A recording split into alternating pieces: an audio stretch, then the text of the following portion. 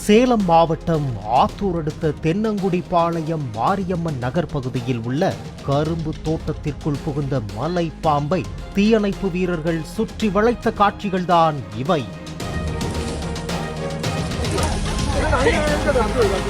காளியண்ணன் என்பவருக்கு சொந்தமான தோட்டத்தில் ஆலைக்கு கரும்பு வெட்டி கொண்டிருந்த போது தோட்டத்துக்குள் சரசரவென சத்தம் கேட்டதால் கரும்பு வெட்டுவதை நிறுத்திவிட்டு பார்த்தபோது உருண்டு திரண்ட பெரிய மலைப்பாம்பு ஒன்று ஊர்ந்து சென்றது.